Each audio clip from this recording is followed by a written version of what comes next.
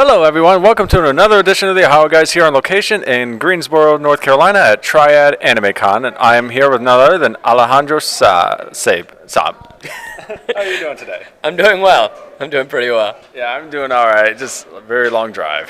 Oh. Yeah, Michigan. Oh. Yeah.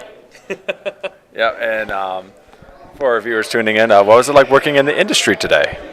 It's very different from what it used to be, because before it used to be a lot of DVD work, and now it's a lot of simuldub, at least like at Funimation. So like I can't get sick. If I get sick, I don't have a job, which is really weird. Yeah, because I know like just from beginning of production to release is like way faster than like a DVD production. It's like I think for simuldub it's like week to week now. Yeah, depending on the simuldub, it'll either have like a 2-week delay or a 4-week delay, depending on when we get like assets and stuff like that. Sometimes like it can even be the same day release. Like I know that for My Hero Academia Season 2 we did that, and for Octopus Trip, the animation, when we first started on that, the first 2 episodes were first day release. So we had like 3 days to complete everything, and it was insanity. Oh my gosh. I don't know how you guys do it. But so far in your voice acting career, what is your favorite anime that you have worked on so far? I have a couple of them. It's not fair. I love a lot of the roles I've done. Like I loved Junichi in My First Girlfriend as a Gal, Uno and Nanbaka, Leonard in The Royal Tutor Igarashi and Kiss Him Not Me. But I always say that one of my favorites is Tamatsu Denki Guy from Octopus Trip the animation.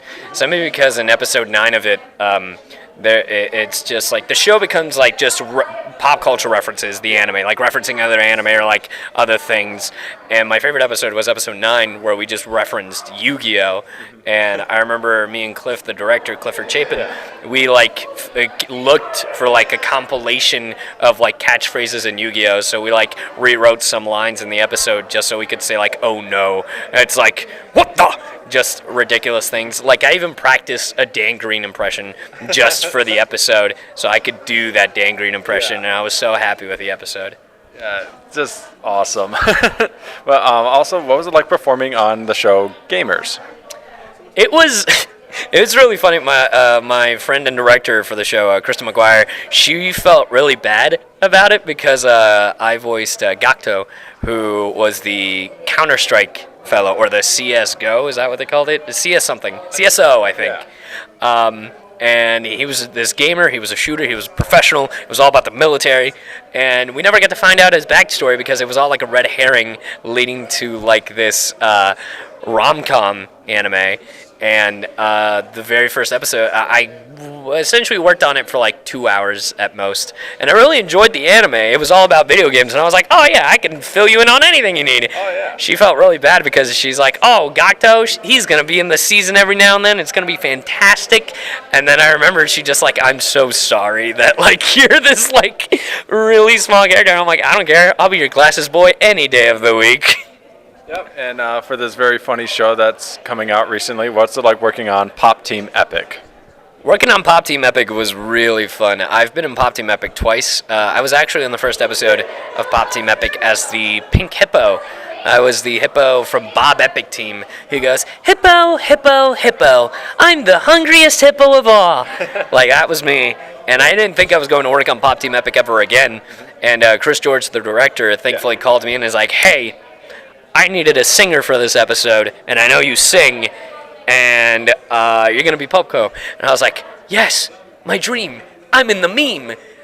Working in Pop Team Epic, even though it was just 10 minutes, and I only recorded for an hour, that was some of the most fun experience I had. It was just the most ridiculous things I could think of, and some of the most wild things I've ever had to say. Like, the way we said Pop Team Epic wasn't just like, Pop Team Epic. It was like, Pop, Pop, Pop, Pop Team Epic! Like, that kind of stuff, and I was so excited. I was like, please, give me another minute. Let me record another minute of it, please. I love it. Yeah. But it's an absolute treat. Oh yeah, definitely, and definitely a treat for not only me, you, and also our viewers tuning in. So definitely, guys, check out the show. Yeah. And for another really fun series was like performing on Ruby. A lot of people So I've also been in RWBY twice. In the same volume. In Volume 4, I was in Episode 2, where I voiced a dying huntsman who just coughed and said, "Bandits," and then I died. And then I was later on, I think, in Episode 6 of that series, where I voiced Henry Marigold. What I love about Henry is that on the internet, and even the character designer of the character has stated that he is known as Cheap Neptune, or I don't know if you guys want me to. I don't know how you guys do with like curse words on here. Oh no, you can curse all you want. Oh, okay, great. They called him Shitty Neptune. Yeah. And I thought that was the funniest thing because it's really true. Mm-hmm. And because of that, I've been talking to the writer, Carrie Shawcross, who also voices Neptune, and I jokingly go, there should be a sitcom between Henry Marigold and Neptune. But the thing was, for Henry Marigold, I was in the booth for less than an hour because he just flirted with Weiss. I loved being that, very nervous kind of asshole. And he keeps trying to flirt, but he was like, maybe I'm approaching this the wrong way. I'm not good at this. But I really enjoyed it, and I loved it. And because RWBY, and just Rooster Teeth in general, is something that I've loved since I was in middle school. I started with Red versus Blue, and the fact that I even got to work alongside like anything Rooster Teeth named, I was so ecstatic about it. Because for Rooster Teeth, I started seeing that when I was just starting college. Yeah. Yeah, and out of all the characters you have voiced so far, who would you be for one day? And you can mix and match. If I could be any character for one day, that's a really hard one. I don't know. I think in real life, I'm just Tamotsu, Denki guy, without the powers of stripping people, because I just game and do whatever I want. Yeah. But if I were to pick anybody, I think I'd want to be Prince Leonard von Glonsreich. Yeah. Simply because he's a prince and he gets to eat Sacha torta every chance he can when, Heine's not watching. Yeah, so it's great. And also, what was it like working on Nanbaka? Working on Nanbaka was really fun. That was like the first role that I've ever had a long experience with. I had already, Nanbaka was 24 weeks of my life. So that was 6 months of my life that I worked on a show, and that was the longest experience I've ever had with a show, and still is to this day. And I truly enjoyed it. It was the funnest thing. The character evolved. We didn't know what we wanted for episode 1, and then by the end of it, it's just like, man, it's just you. It's you in prison. What else do you want? Yeah. But Nanbaka really, helped my career. It was one of the biggest, I think, it showed people that my range and, just showed the type of emotion I could do. And I really think Aaron Desmuke for that. Oh, yeah, definitely. And we've also been aware that you run a very popular YouTube channel. And what's it like operating the YouTube channel? It's a mess. It's a mess, especially right now with how YouTube is. I'm sure you guys know how it is. Oh, we feel it too. That's right, YouTube. We feel it. So my YouTube channel is known as Kagi Films, and I do 3 videos a day, which is insane. So I do Let's Plays, I do modded showcases for Dragon Ball. My YouTube channel is very Dragon Ball heavy, when it comes to Dragon Ball Z, Xenoverse, Fighters, anything like that. And I've started doing reaction videos as well. It's just a lot of hard work. People don't, fans and just people who browse YouTube don't know the work that is put into YouTube itself, when it comes to editing the videos, the thumbnails. They just think they're just recording a video and it's that simple, we're doing right now. Oh, it's not that simple. We don't care about the audio quality, the video quality. Could you imagine if no one cared, if everyone just made a video and that's how it was, we'd all have vertical videos and that's all we'd have. Oh my Where is Vine? Yes.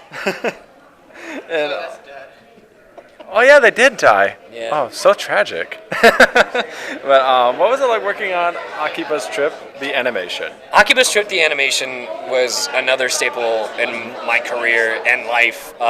Akiba's Trip was the very first lead role I ever had in an anime. Leading role. Because, I've done, main characters, but, the primary lead character in the show was Akiba's Trip. And I had a lot of fun with it because we got to do so many references. We got to reference, Power Rangers, the Iron Giant. We got to reference Yu-Gi-Oh! Literally anything. Like there was even a Street Fighter episode. Like it was insane. I got to do a Ryu impression. Like it was a show where I could just be the wackiest thing I could possibly be, and I'm really happy that I got to be in it.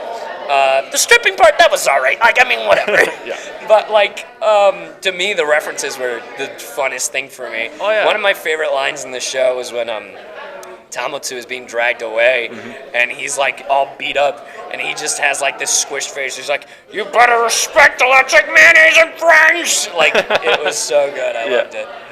Is there anything coming out very soon, or that you know that you can disclose to the fans at this time? There are things that I would love to discuss with fans that are happening soon, but like the closest things are NDAs. NDAs. I voiced in a Pop Team Epic episode 4 as Pupko.